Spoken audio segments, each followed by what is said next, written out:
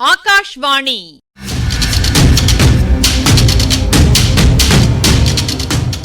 பொன்னியின் செல்வங்கள் வாசிப்பும் ஆய்வும்.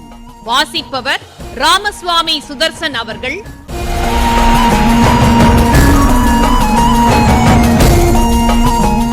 மகாராஜாதிராஜ ராஜகம்பீர ராஜமார்த்தாண்ட ராஜகுலோத்துங்க ராஜகுலதிலக ஈரேழு 14 லோகத்தின் அதிபதி பாரா.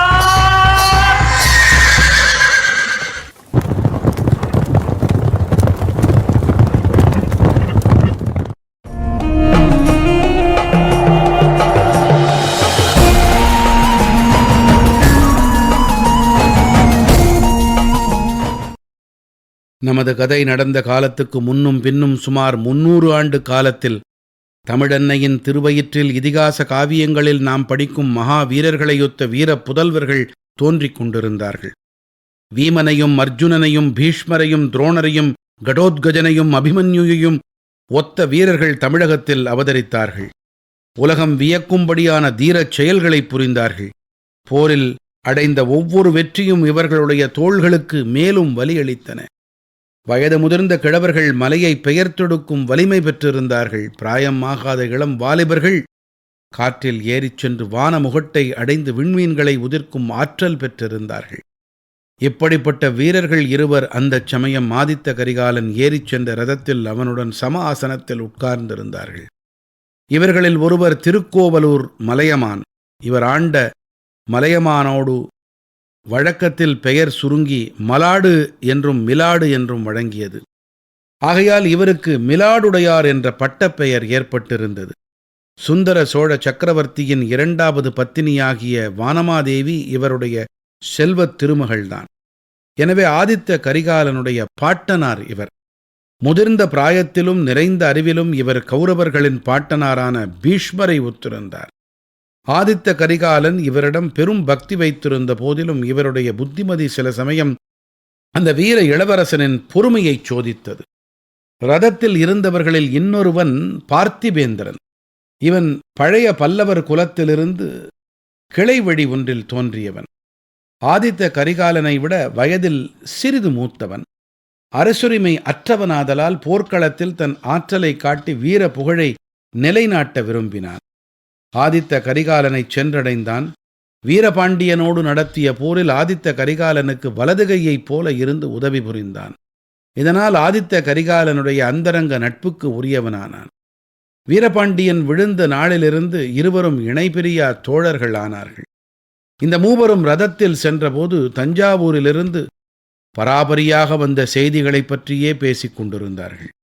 இந்த பழுவேட்டரையர்களின் அகம்பாவத்தை இனிமேல் என்னால் ஒரு கணமும் சகித்து கொண்டிருக்க முடியாது. நாளுக்கு நாள் அவர்கள் வரம்பு கடந்து போகிறார்கள். நான் அனுப்பிய தூதன் பேரில் ஒற்றன் என்ற குற்றம் சுமத்துவதற்கு இவர்களுக்கு எத்தனை அகந்தை இருக்க வேண்டும்! அவனை பிடித்து கொடுப்பவர்களுக்கு 1000 பொன் வெகுமதி கொடுப்பதாக பறையறிவித்தார்களாமே. இதையெல்லாம் நான் எப்படி பொறுக்க முடியும்? என் உரையிலுள்ள வாள் அவமானத்தில் குன்றிப் போயிருக்கிறது. நீங்களோ பொறுமை உபதேசம் செய்கிறீர்கள் என்றான் ஆதித்த கரிகாலன். பொறுமை உபதேசம் நான் செய்யவில்லை. ஆனால் இந்த மாதிரி முக்கியமான காரியத்துக்கு வந்தியத்தேவனை அனுப்ப வேண்டாம் என்று மட்டும் அப்போதே சொன்னேன். அந்த பதற்றக்காரன் காரியத்தை கெடுத்து விடுவான் என்று எனக்கு தெரியும். வாளை வீசவும் வேலை எறியவும் மட்டும் தெரிந்திருந்தால் போதுமா? ராஜகாரியமாக தூது செல்கிறவனுக்கு புத்தி கூர்மை இருக்க வேண்டும் என்று கூறினான் பார்த்திபேந்திரன். இளவரசன் கரிகாலன் வந்தியத்தேவனிடம் காட்டிய அபிமானம் பார்த்திபேந்திரனுக்கு பிடிப்பதில்லை. எப்போதும் அவனை பற்றி ஏதாவது குறை சொல்லிக் கொண்டிருப்பான். அவன் செய்யும் எந்த காரியத்திலும் குற்றம் கண்டுபிடிப்பான்.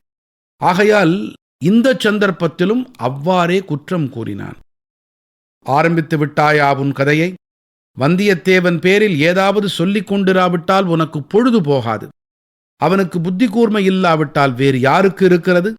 எந்த விதத்திலாவது எப்படியாவது சக்கரவர்த்தியிடம் நேரில் ஓலையை கொடுத்து விட வேண்டும் என்று நான் இட்ட கட்டளையை அவன் நிறைவேற்றிவிட்டான்.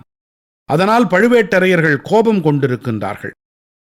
இதில் வந்தியத்தேவனின் தவறு என்ன என்று ஆதித்த கரிகாலன் கேட்டான். தாங்கள் சொல்லி அனுப்பிய காரியத்தோடு அவன் நின்றிருக்க மாட்டான். வேறு வேண்டாத காரியங்களிலும் தலையிட்டிருப்பான் என்றான் பார்த்திபேந்திரன். நீ சற்று சும்மா இரு. தாத்தா, ஏன் இப்படி மௌனமாயிருக்கிறீர்கள்? தங்களுடைய கருத்து என்ன? ஒரு பெரும் படை திரட்டி கொண்டு சென்று தஞ்சாவூரிலிருந்து சக்கரவர்த்தியை மீட்டு காஞ்சிக்கு அழைத்து வந்து விட்டால் என்ன? எத்தனை நாள் சக்கரவர்த்தியை பழுவேட்டரையர்கள் சிறையில் வைத்திருப்பது போல வைத்திருப்பதை நாம் பார்த்து கொண்டிருப்பது? எத்தனை நாள் பழுவேட்டரையர்களுக்கு பயந்து காலம் கழிப்பது என்று பொங்கினான் ஆதித்த கரிகாலன். தம் வாழ்நாளில் 66 போர்க்களங்களைக் கண்டு அனுபவம் பெற்றவரான திருக்கோவலூர் மலையமான் மிலாடுடையார் மறுமொழி சொல்வதற்காக தொண்டையை கனைத்துக் கொண்டார். இதற்குள் எதிரே கடல் அலைகள் தெரியவும், முதலில் இந்த ரதத்திலிருந்து இறங்குவோம் தம்பி. வழக்கமான இடத்தில் போய் உட்கார்ந்து கொண்டு பேசுவோம். எனக்கு வயதாகிவிட்டதல்லவா, ஓடுகிற ரதத்தில் பேசுவது எளிதாக இல்லை என்றார். மாமல்லபுரத்து கடற்கரையில் சிறிய சிறிய கற்பாறைகள் பல உண்டு. சில சமயம் கடல் பொங்கி வந்து அந்த பாறைகளின் மீது அலைகள் மோதிக்கொண்டிருக்கும். சில சமயம் கடல் பின்வாங்கிச் சென்று அந்த பாறைகள் உலர்வதற்கு அவகாசம் அளிக்கும். அவற்றில் ஒரு சிறிய பாறையேனும் மாமல்லபுரத்து மகா சிற்பிகள் சும்மா விட்டு விடவில்லை. அந்தந்த பாறைக்கு தகுந்தபடி பெரியதாகவும் சிறியதாகவும் காட்சிகளை கற்பனை செய்து அழியா சிற்ப உருவங்களை அமைத்து வைத்திருந்தார்கள். அவ்விதம் சிறிய பாறைகள் இரண்டும் எதிரெதிராக அமைந்திருந்த இடத்தை ஆதித்த கரிகாலனும் மற்ற இருவரும் அணுகினார்கள். ரதத்திலிருந்து இறங்கிச் சென்றார்கள். 2 பாறைகளையும் 2 சிம்மாசனங்களாக கருதி கரிகாலனும் மலையமானும் அமர்ந்தார்கள். பார்த்திபேந்திரன் அவர்களுக்கு சற்று அப்பால் நின்றான். அடிக்கடி அலைகள் வந்து அவர்களுடைய முழங்கால் வரையில் நனைத்து கொண்டிருந்தன. அலைகள் பாறைகளில் மோதிய போது எழுந்த திவலைகள் சில சமயம் அவர்கள் மீது முத்துமழையாக பொழிந்து கொண்டிருந்தன. சற்று தூரத்தில் படகுகள் வரிசை வரிசையாக பல்வகை பண்டங்களைச் சுமந்து கொண்டு கடலை கிழித்து கொண்டு சென்றன. அந்த பண்டங்களை படகிலிருந்து இறக்கி பாய்மரம் விரித்து நின்ற பெரிய மரக்கலங்களில் ஏற்றி கொண்டிருந்தார்கள். இரட்டை மண்டல படையெடுப்புக்கு சேகரித்து வைத்த பண்டங்களெல்லாம் இலங்கைக்கு போக வேண்டியிருப்பதை நினைத்தால் என் நெஞ்சம் கொதிக்கிறது என்றான் பார்த்திபேந்திரன். பின்ன என்ன செய்கிறது? சோழ நாட்டின் பொறுக்கியெடுத்த வீரர் படைகளில் அவர்கள் எல்லாம் இலங்கையில் இருக்கின்றார்கள். அவர்கள் போர்க்களங்களில் வெற்றி மேல் வெற்றி அடைந்து வருகிறார்கள். 1000 வருஷமாக இலங்கை அரசர்கள் வீற்றிருந்து அரசு புரிந்த அனுராதபுரத்தை கைப்பற்றி ஜெயக்கொடி நாட்டி இருக்கிறார்கள். அப்படிப்பட்ட வீரர்கள் பட்டினி கிடந்து சாகும்படி விட்டு விடுவதா என்றான் ஆதித்த கரிகாலன். அப்படி விட வேண்டும் என்று யார் சொன்னார்கள்? உணவு பண்டங்கள் அனுப்ப வேண்டியதுதான். ஆனால் சோழ நாட்டிலிருந்து நாகப்பட்டின துறைமுகத்தில் ஏறி போக வேண்டும், அல்லது பாண்டிய நாட்டிலிருந்து சேதுக்கரையில் ஏற்றி அனுப்ப வேண்டும். இந்த வறண்ட தொண்டை மண்டலத்திலிருந்து போக வேண்டிய அவசியம் என்ன? அதிலும் நாம் வடக்கே படையெடுத்து செல்வதற்கு இதனால் தடை ஏற்படுமே என்பதை எண்ணிச் சொன்னேன் என்றான் பார்த்திபேந்திரன். அதை நினைத்தால் எனக்கும் உள்ளம் கொதிக்கத்தான் கொதிக்கிறது. அந்த பாவி பழுவேட்டரையர்களின் நோக்கம் என்னதான் என்று தெரியவில்லை. எத்தனை நாள் இதையெல்லாம் சகித்து கொண்டிருப்பது? தாத்தா, ஏன் இன்னும் பேசாமல் வாயை மூடிக்கொண்டிருக்கிறீர்கள்? ஏதாவது வாயை திறந்து சொல்லுங்கள் என்றான் கரிகாலன். குழந்தாய், இந்த கடல் அலைகள் ஓயாமல் ஓ என்று சத்தமிடுகின்றன. கடல் அலைகளோடு போட்டி போட்டுக்கொண்டு உன் தோழன் பார்த்திபேந்திரனும் கூச்சலிடுகின்றான். இதற்கு நடுவில் நான் என்னமாய் பேசுவது? எனக்கோ வயதாகி தள்ளாமை வந்து விட்டது என்றார் மலையமான் மிலாடுடையார். பார்த்திபேந்திரா, சற்று நேரம் நீ சும்மா இரு. தாத்தா அவருடைய கருத்தை சொல்லட்டும் என்றான் ஆதித்த கரிகாலன். இதோ வாயை மூடிக்கொண்டு விட்டேன். பாவம் தாத்தா தள்ளாத வயதில் மலைக்கோட்டையிலிருந்து கீழே இறங்கி இவ்வளவு தூரம் சிரமப்பட்டு வந்திருக்கிறார். அவர் முன்னால் நான் வாயை திறக்கலாமா? இந்த கடலுக்குத்தான் கொஞ்சமும் புத்தி இல்லை. ஓயாமல் எரிந்து கொண்டிருக்கிறது. இதை அடக்குவார் ஒருவரும் இல்லை. நம் மலையரசரிடம் சமுத்திரராஜனுக்கு கொஞ்சமும் பயமில்லை போலிருக்கிறது என்றான் பார்த்திபேந்திரன். இப்பகுதியின் ஆய்வினை வழங்குகிறார் ஐங்கரன் அவர்கள்.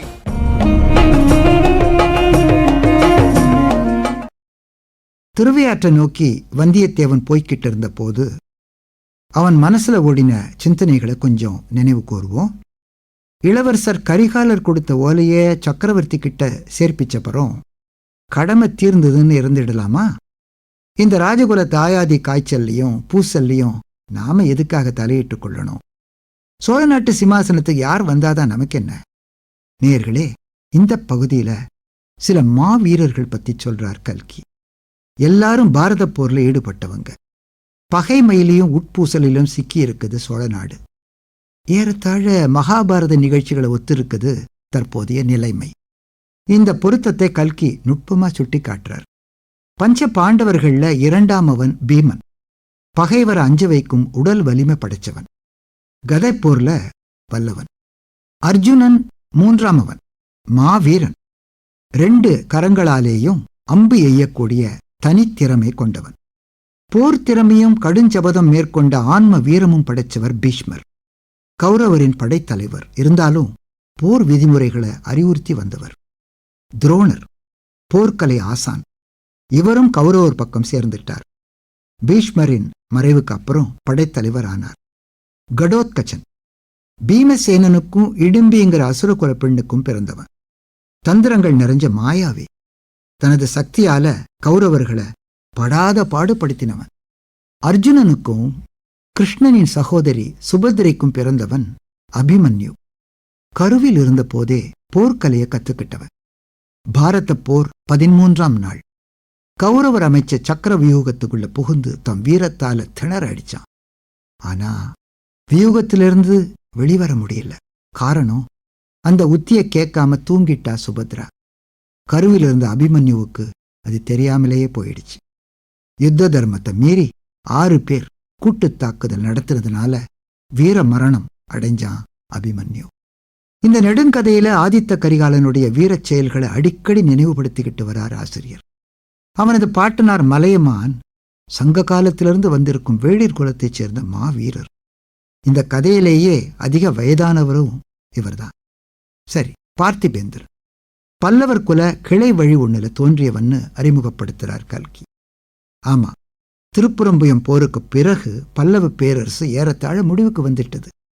பிற்கால பல்லவர் வரிசையில காஞ்சி பல்லவ மரபினர்னு ஒரு சாரார் சொல்லிக்கிட்டாங்க. அதைச் சேர்ந்தவன் இந்த பார்த்திபன்னு ஊகிக்கலாம்.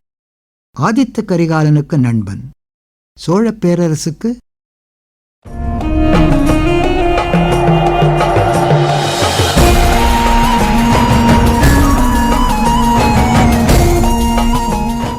பொன்னியின் செல்வங்கள் வாசிப்பும் ஆய்வும் கேட்டீர்கள்.